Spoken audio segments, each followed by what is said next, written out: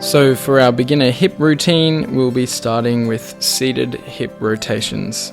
So this is where you're sitting down on the ground and using your arms for support like so, and then rotating your hips by taking your knees down towards the ground as far as you can. So if you can't quite reach the ground, that's okay.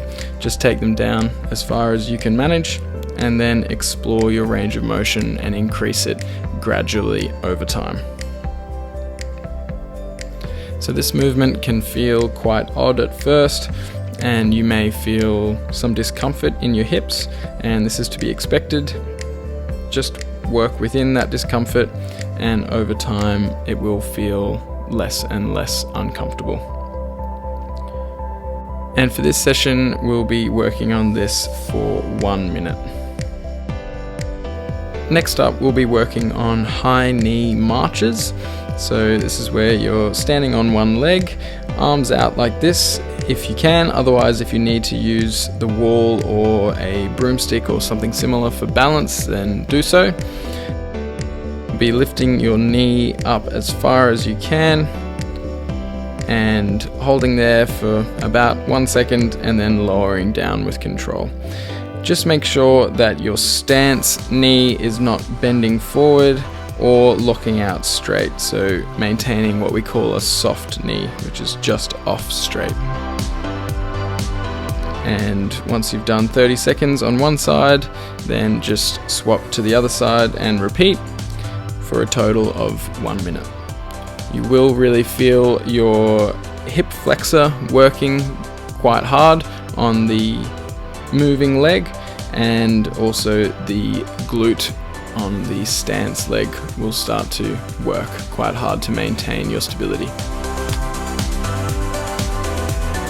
So next up, we'll be working on split squats. So this is where you're standing in a split stance with one foot in front of the other like so, and then slowly lowering your knee down to touch the ground. So try not to rest on the ground, just tap it lightly.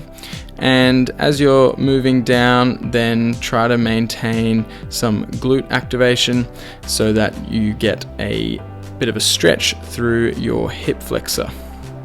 So about 30 seconds on one side and then swapping to the other side like so. You'll also notice that your back heel is up and you're pushing into extension in your back toes, which is a really great way to mobilize the toes. You can also allow your knee to come over your toe like so that you get some ankle mobilization at the same time. So a great way to strengthen and mobilize your hips. Once you've finished with those, we'll be working on some multi-angle hip hinges. So this is where you are hinging right back like so it's just your hips moving and your spine is maintaining neutral. And your knees are maintaining neutral as well, as you can see. Hinging as far back as you can, feeling some stretch through your hamstrings, and then you can add in a multi-angle movement where you're going into your hinge and then rotating around side to side.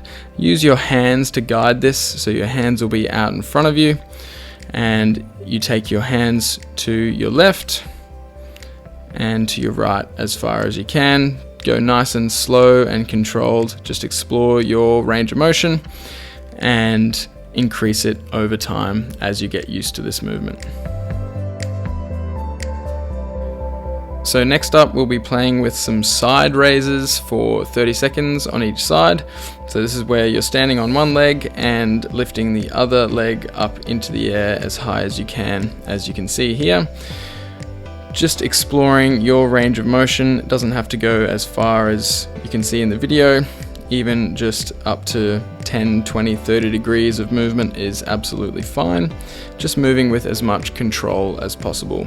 You may need to use a broomstick or a doorway for balance at first, but over time try to progress to doing this without any assistance for balance.